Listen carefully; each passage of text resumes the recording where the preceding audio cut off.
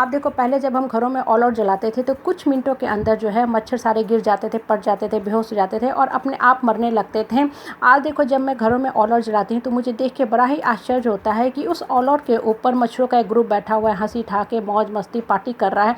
कहने का मतलब है इतने सालों में मच्छरों ने अपनी इम्यूनिटी को इतने अच्छे से स्ट्रांग बना लिया, सर्वाइव करना सीख लिया कि अब ऑल आउट का या किसी भी टिकिया का इसके ऊपर कोई भी असर नहीं होता। आज फॉगी करते हैं, ऑटोमस लगाते हैं, क्रीम लगाते हैं, बहुत से स्टिक जलाते हैं, अगरबत्ती जलाते हैं, लेकिन फिर भी मच्छर बहुत ही मौज मस्ती के साथ सर्वाइव करते हैं। मच्छरों के ऊपर इन सारी किसी भी चीज़ों का कोई असर नहीं हो रहा है। कहने का तात्पर्य है कि इतने वर्षों में मच्छर ने अपनी इम्यूनिटी को इतनी अच्छे ढंग से स्ट्रॉन्ग कर लिया, अपने जो शक्ति है उसको इतना बलशाली बना लिया, इनकी नई नई वैरायटी आ गई है, वेरिएंट आ गई है कि बहुत ही अच्छे से इस इकोसिस्टम में, ब्रह्मांड में, इस पृथ्वी पर सर्वाइव कर रहे हैं। तो कि जो छोटा सा प्राणी है मच्छर मक्खी हमें कितनी बड़ी जीवन की शिक्षा देता है।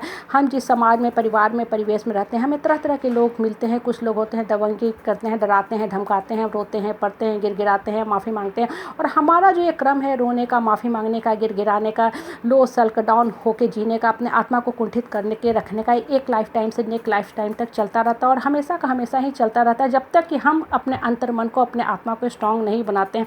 आप देखो एक मच्छर जो है वो भी अपनी इम्यूनिटी को इतना स्ट्रांग कर दिया है कि सृष्टि पे सर्वाइव कर रहा है। सारे जो मच्छर मारने की जो इलाज हैं, दवा हैं, उसके ऊपर फेलें।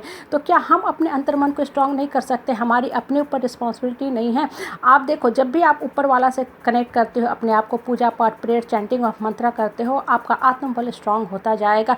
आप देखो अपने आप को स्ट्रांग करने का सिर्फ और सिर्फ एक ही तरीका है, वो है इमोशनली, मेंटली, स्पिरिचुअली अपने आप को स्ट्रांग करना। जब भी आप मेडिटेशन करते हो, मेडिटेशन या पूजा पाठ मंत्र का जाप करते हो, वो आपके अंतर्मन की शक्ति को बढ़ाने का काम करता है। आप हमेशा अपनी बुद्धि और विवेक का सही ढंग से इस्तेमाल करो। आप धरती पे अपने हिस्से का जीवन जीने आए हो, लोगों को खुश करना आपका काम नहीं है। एक लाइव इंसान बन के जियो। ये जो सांप बिच्छू जैसे लोग होते हैं, घड़ी घड़ी आपको परेशान करते हैं, रुलाते हैं, धमकाते हैं, इन घटिया लोगों के घड़ी घड़ी मुंह लगना भी बंद करो। आप देखो जब आपका अंतर्मन स्ट्रांग होता जाएगा ना, तो आप इन लोगों को सही ढंग से जवाब देना भी सीख जाओगे। आज आपकी परिस्थिति विपरीत है, विषम है, आप संघर्ष कर रहे हो, लेकिन एक चीज़ समस्या मान के चलो, कोई भी जो विषम परिस्थिति होती है, संघर्ष का समय होता है ना, वो बेसिकली आपके आत्मा को उठाने के लिए होता है और संघर्ष में ही समस्या का समाधान भी रहता है। और जो समस्या आती है वो समस्या आपको समस्या नहीं आती है, वो अनसीन पुरस्कार भी देके जाती है। जो प्रॉब्लम होती है वो बेसिकली प्रॉब्लम नहीं होती है, बहुत सा आपको अंतर्मन में अंदरूनी शक्ति को उठाने का भी काम करके जाती है। इसलिए ये जो विषम परिस्थिति है इसको भी हंसकर झेलते जाओ। और सबसे जो इम्पोर्टेंट चीज़ है वो ये है कि आज जो रिश्तेदार हैं आपका फ़ोन नहीं उठाते हैं, अच्छे ढंग से बिहेव नहीं करते हैं, आप ये मान के चलो कि कल आपका भी जीवन में सूर्योदय होने वाला है। रात जो होता है 3 बजे रात घनघोर अंधेरा होता है, लेकिन उसके थोड़ी देर के बाद, 1 घंटे के बाद सुबह का उजाला निकलने लगता है, रोशनी निकलने लगती है, पौ फटने लगती है।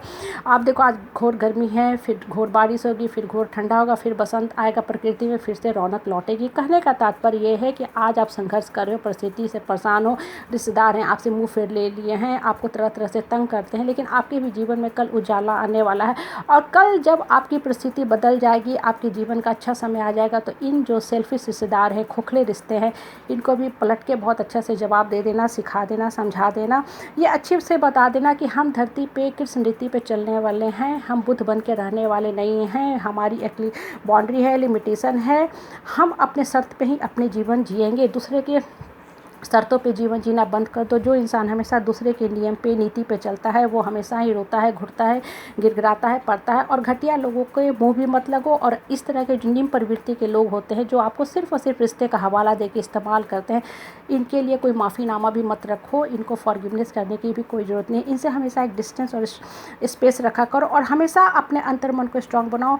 देखो जब हम मेडिटेशन करते हैं ना, मेडिटेशन बेसिकली क्या होता है, वो मेडिकेशन है, मतलब अपने अंतर्मन को स्ट्रांग करना। जिस इंसान का अंतर्मन स्ट्रांग हो जाता है ना, उसको दवा की भी ज़रूरत नहीं पड़ती। एक समय के बाद ना उसका जो अंतर्मन इतना स्ट्रांग है, कोई खुद पे खुद अपना मानसिक भी इलाज कर लेता है और शारीरिक इलाज तो अपने आप हो ही जाती है। कहने का मतलब है कि अपने आप को मैच्योर इंसान बना के रखो, अपने आप को स्ट्रांग बना के रखो, अपनी बुद्धि और विवेक का सही ढंग से इस्तेमाल करो। और जो इंसान बुद्धि और विवेक का सही ढंग से इस्तेमाल करता है, वो जीवन की हर परिस्थिति में बहुत अच्छे ढंग से क्रॉस करके जाता है।